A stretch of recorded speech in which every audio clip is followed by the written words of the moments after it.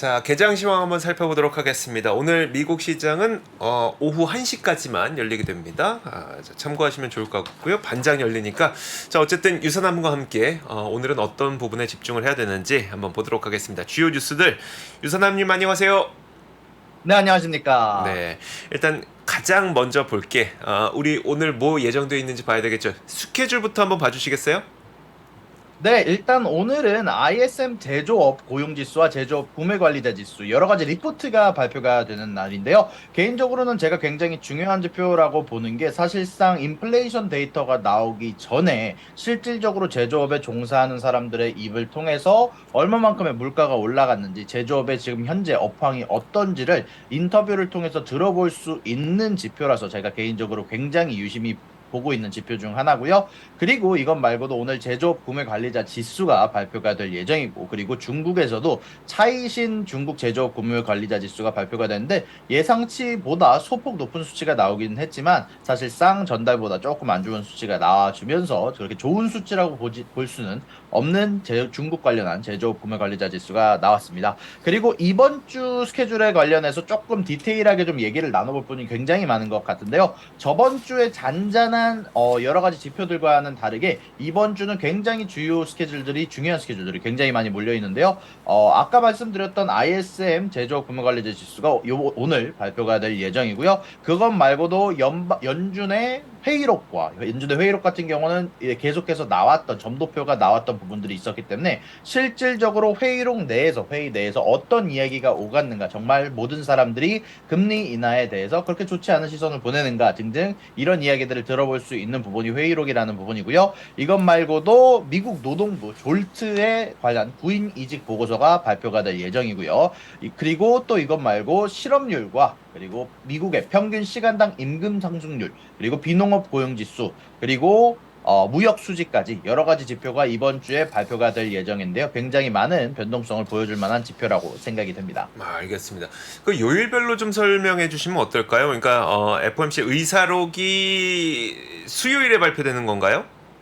네, 일단 화요일은 결국 미국에서는 독립기념일이라 일단 장이 열리지 않고요. 네. 수요일에 연준의 회의록이 발표가 될 예정이고요. 목요일 날 ISM 비제조업 고용지수와 미국의 노동부 졸트 구인구직 보고서가 발표될 예정이고요. 금요일 같은 경우 실업률과 미국의 평균 시간당 임금 상승률이 발표가 될 예정입니다. 알겠습니다. 자, 이렇게 요일별로 챙기셔야 될 스케줄도 저희가 한번 짚어드렸고요. 자, 이번 주에는 사실 그 옐런 재무장관이 중국 방문하는 게 되게 큰 이벤트가 될 것 같더라고요. 네, 맞습니다. 어제 사실 옐런 재무장관이 중국을 방문한다라고 발표한 이후 실질적으로 오늘 항생지수가 나쁘지 않게 움직이는 모습들을 많이 보여줬는데요. 옐런 재무장관이 7월 6일부터 9일까지 중국을 방문한다라고 발표를 했고요. 바이든의 대중정책이 그리고 디리스킹이라는 것을 여러분 알려주기 위해서 지금 당장은 중국과의 지금 반목을 하고 싶지 않다. 혹은 그리고 또 관세에 대한 부분, 그리고 간첩법 등을 논의를 한다라고 얘기를 했지만 다만 그럼에도 불구하고 바이든의 정부가 여기에서 많은 것을 얻지는 못할 거라고 예상하고 있다라고 애널리스트들의 글이 발표가 되었습니다. 알겠습니다. 자, 다음으로 볼 거는 바로 이겁니다. 그 반도체 장비 중에 이제 노광 장비라고 해서 EUV 노광 장비가 있는데 이걸 전 세계에서 만들 수 있는 데가 ASML밖에 없죠. 근데 이 ASM이 만드는 EUV보다 한 단계 낮은 DUV, 이 DUV도 중국에 수출 못하게 됐다고요? 예, 정확히 말하면은 중국에 수출하기 전에 정부한테 허가를 받아야 된다라고 발표가 됐지만 결론적으로는 팔지 않겠다. 어느 정도 제품에 대한 수출 통제, 회사의 기업에 따라서 정부와 연관된 부분 혹은 무기와 연관된 부분이 있으면 팔지 않겠다라고 발표한 것과 다름없지 않은가 싶은데요. 중국 쪽에서는 이곳에 관해서 굉장히 커다란 비판을 하고 미국의 하는 말에 따르기만 하는 네덜란드라는 비판을 할 정도로 굉장히 커다랗게 받아들이고 있고요. 정확히 말하면 EUV라는 장비가 이미 수출 규제가 되어 있었지만 그 바로 아래 단계인 DUV 같은 경우는 이미 수출에 관해서는 딱히 제재를 하고 있지 않았지만 이게 사실상 9월 달부터는 중국 쪽에 관한 수출에 대해서 제재를 할 거라는 이야기가 발표가 되었습니다. 알겠습니다.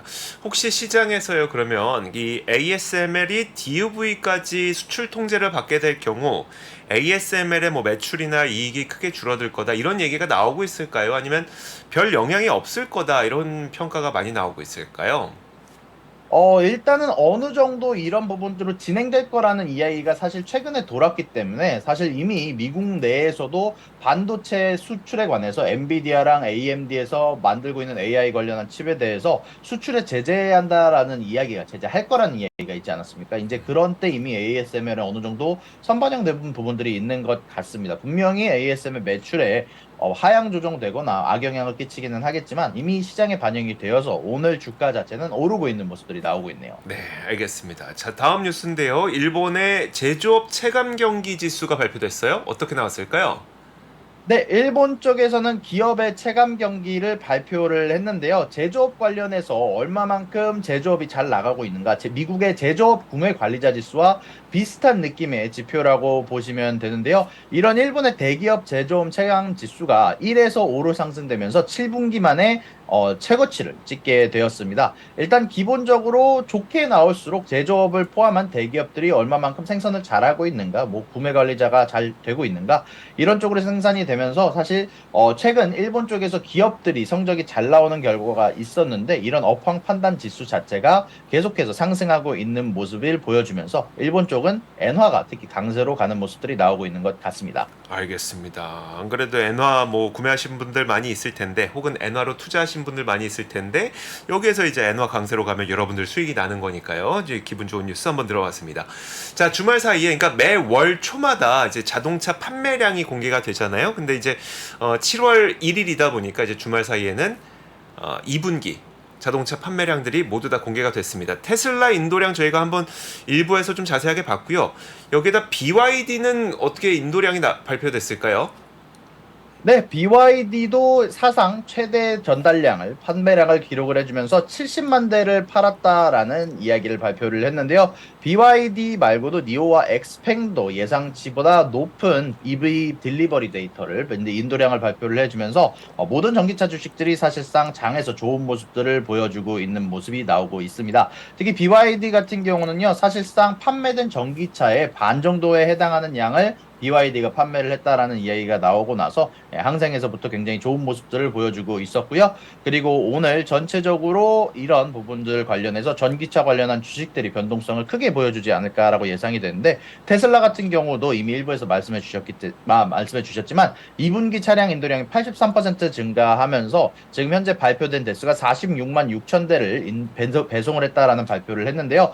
이것은 원래 월스트리트의 컨센서스 추정치인 44만 8,599대를 사실상 크게 넘어서는 수치로 테슬라에 관련해서는 굉장히 좋은 소식이라고 볼 수 있을 것 같습니다. 네, 알겠습니다. 자, 테슬라뿐만 아니라 중국의 이제 BYD, 리오토, 니오, 샤오펑 이런 기업들까지도 인도량이 생각보다 많았다고 하니까 오늘 밤에는 아마 이 관련 종목들의 주가 상승이 좀 크게 나타나지 않을까 싶습니다. 일단 시간외 거래에서는 분위기가 상당히 좋습니다. 잠시 후에 보여드리도록 하겠고요. 자, 애플 비전 프로의 목표를 하향 조정했다는 게 무슨 내용일까요?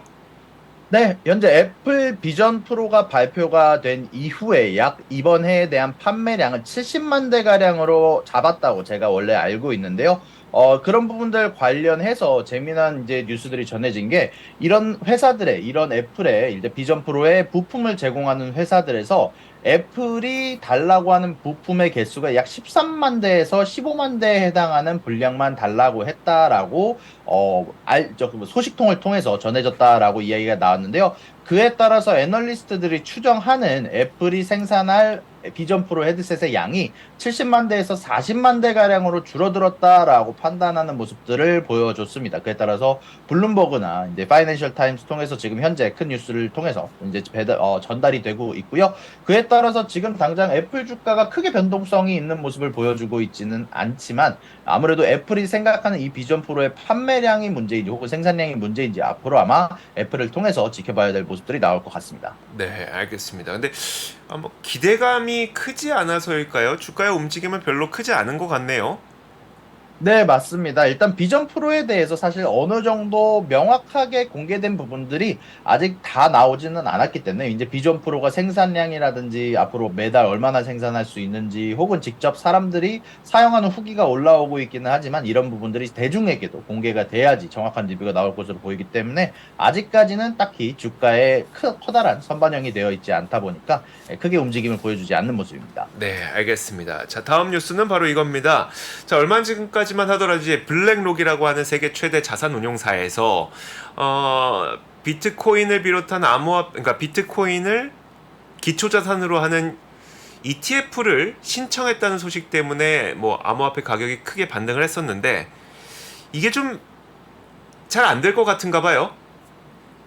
네, 일단은 SEC에서 블랙록에 관해서 제가 금요일 날 간단하게 뉴스를 전달해 드리기는 했지만, 현물 ETF에 관해서 이번에 나온, 신청서가 사실 부정확하고 명확하지 않다라고 얘기를 하면서 신청에 관해서 일단 거절을 하는 모습을 보여줬습니다. 그럼에도 불구하고 이번에 여러 가지 재신청을 할 거라고 이미 운용사들이 발표를 했는데요. 어떤 식으로 진행될지는 조금 더 지켜봐야 될 것 같고요. 과연 이 재신청에서 어떤 부분이 부정확했는지, 어떤 부분이 명확하지 않았는지를 수정해서 새롭게 낸다고 하니까요. 아마 그에 따라서 비트코인 가격도 4천만 원대 이하로 크게 떨어지지 않는 모습들이 나오고 있는 것 같습니다. 아, 그러니까 실패했다는 건 아니고 뭔가 자료가 부족하다. 그렇기 때문에 수정해서 보완 자료를 내라라는 정도이네요.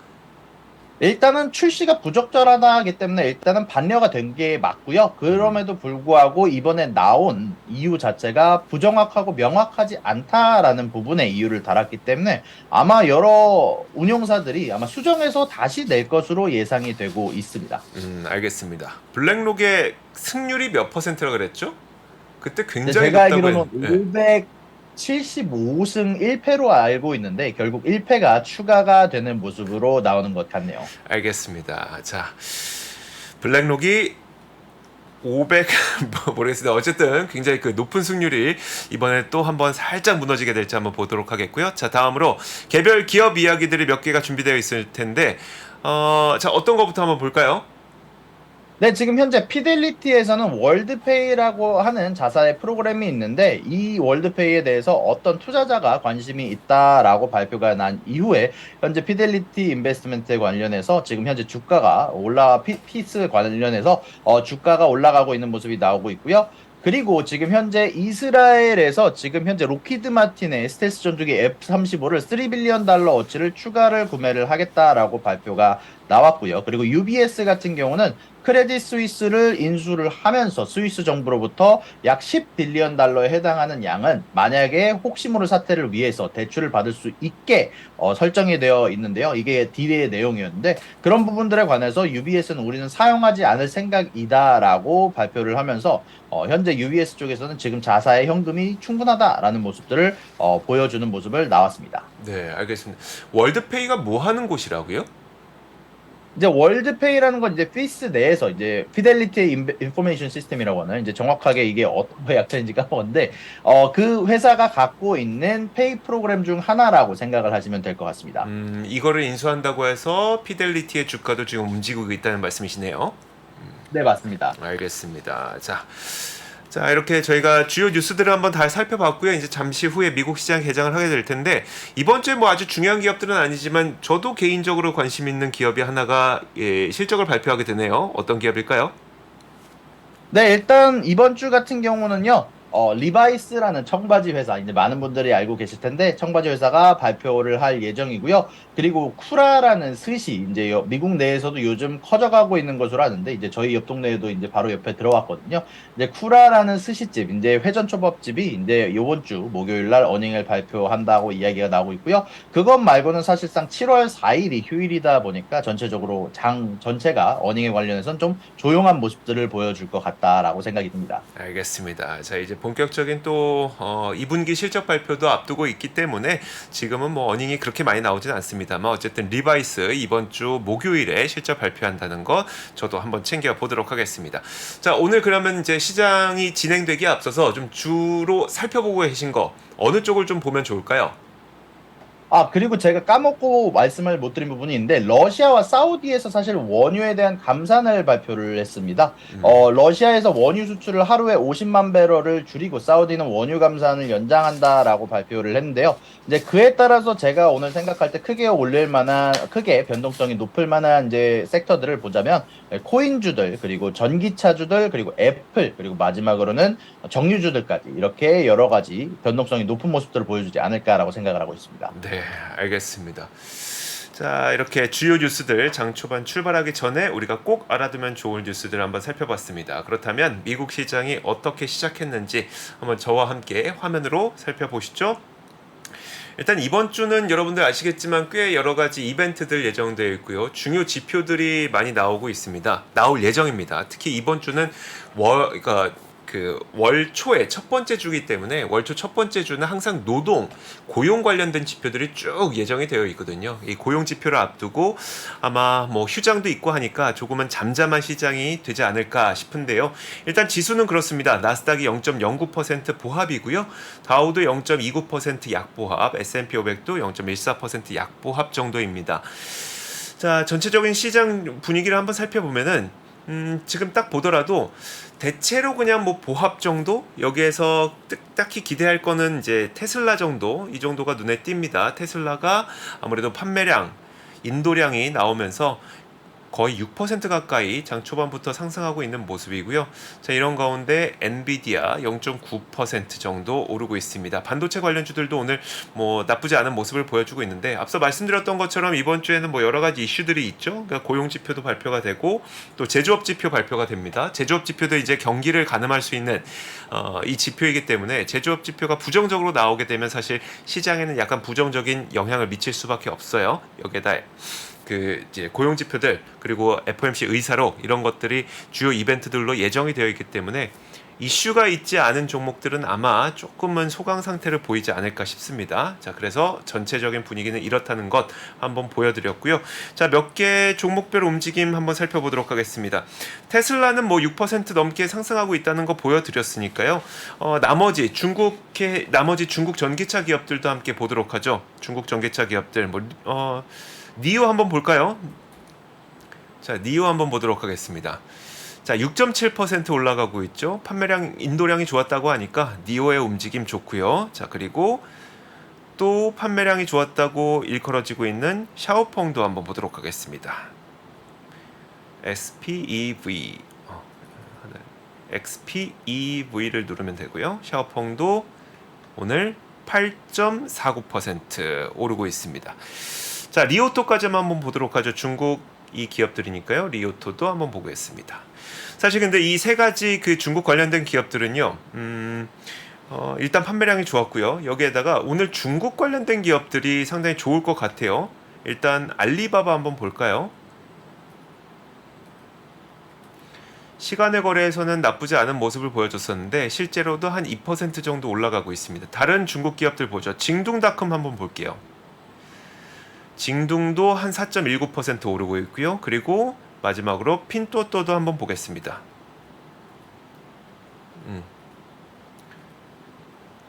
자, 핀토토도 오늘 4.09% 오르고 있고, 이걸 왜 말씀드리냐면 사실 이번 주에 옐런 재무장관이 중국을 방문한다고 하죠. 이 중국 방문과 함께 중국에서 뭔가 미중 간의 갈등을 조금은 풀 수 있지 않겠느냐라는 기대감이 있습니다. 일단 뭐 중국에서는 반간첩법을 7월 1일부터 시행했기 때문에 제닛 옐런 재무장관이 가서 무엇인가를 풀어오지 않겠느냐, 이 기대감과 함께 이 중국 ADR, 중국에서 사업하고 있는 이 기업들이 오늘 좀 긍정적인 모습을 보이고 있는 거고요. 여기에다가 자동차, 전기차 기업들도 함께 좋은 모습을 보이고 있는 겁니다. 자, 애플 한번 보도록 하죠. 애플이 이제 지난 금요일에 시총 3조 달러를 돌파했는데 뭐 한번 돌파하고 나서 잠깐 오늘은 소강 상태를 보이고 있는 것 같습니다. 0.3% 약보합권 정도 움직이고 있습니다. 자, 장초반 분위기 유선남님께서도 정리해 주실까요? 네, 말씀해주신 것처럼 오늘 전체적으로 전기차 주식들이 굉장히 좋은 모습들을, 특히 중국 전기차 주식들도 굉장히 좋은 모습들을 보여주고 있는 것으로 보이고요. 중국 주식들이 전체적으로 오늘 항생장부터 굉장히 좋은 모습들을 보여줬는데, 오늘 미국장에 있는 ADR들도 굉장히 좋은 모습들을 보여주고 있습니다. 그리고 정유주 같은 에너지주 같은 경우도 사실 오늘 전체적으로 좋은 모습들이 나와주고 있는 부분들이 있거든요. 아무래도 감산에 관한 발표가 에너지 관련해서 호재로 작용하고 있다라고 생각이 들고요. 그리고 오늘 아까 말씀드렸던 것처럼 ISM 구매 관리자 지수가 나왔을 때 아마 거기에 있는 내부 정보들로 인해서 전체적인 변동성이 나올 부분들도 생각을 해봐야 될 것 같습니다. 그리고 오늘 장이 좀 일찍 잤다 보니까 아마 전체적으로 큰 변동성이 나오지는 않고 좀 조심스러운 모습들이 나오지 않을까라고 생각이 되네요. 네, 알겠습니다. 이번 주는 그래서 3거래일 반만 미국 시장이 개장을 하는 거죠. 3거래일 반. 3거래일 반 맞죠? 아닌가? 네, 4거래일. 맞습니다. 아무튼 짧은 시간만 열리기 때문에 이번 주는 조금 다른 주에 비해서 약간은 좀 소강 상태의 움직임이 나타날 수 있다는 점 알고 계시면 좋을 것 같습니다. 자, 유선남님과 함께 미국 시장 개장 초반 분위기 한번 살펴봤습니다. 오늘도 말씀 고맙고요. 그 내일 휴장이긴 한데 저희는 주요 뉴스들 꼭 짚어야 됩니다. 어디 가시면 안 돼요, 유선남님. 네, 알겠습니다. 네, 내일 같은 시간에 뵙도록 하겠습니다. 고맙습니다. 감사합니다. 네. 자, 저희 글로벌 라이브도 마무리 짓도록 하겠습니다. 말씀드렸던 것처럼 내일 미국 시장이 그 독립기념일로 휴장이긴 한데요. 저희는 방송이 진행됩니다. 좀 주로 살펴봐야 될 뉴스들 저희가 꼭 챙겨놓고 있을 테니까요. 내일도 어디 가지 마시고 글로벌 라이브 내일 같은 시간에 함께 해주시면 좋을 것 같습니다. 자, 그럼 여러분들 좋은 밤 보내시고요. 오늘 미국 시장은 조금 일찍 닫습니다. 참고해 주시면 좋을 것 같습니다. 내일 같은 시간에 뵐게요. 고맙습니다. 시간이 흘러도 변하지 않는 여러 가지 원칙과 사고 체계는 존재하거든요. 네. 대가들의 사고 체계, 투자 기법이 아니라 생각의 방법. 그런 거를 분해를 해서 재구성을 해서 하나의 어떤 틀로 조합을 하는 과정이 필요한 것 같다. 라쿤 자산운용 홍진채 대표의 거인의 어깨에 19년간 초과 수익을 달성한 그가 어떻게 주식 대가들의 투자법을 활용했는지 이 책에서 최초로 공개합니다. 대가들의 검증된 투자법을 여러분의 눈으로 직접 확인하시죠.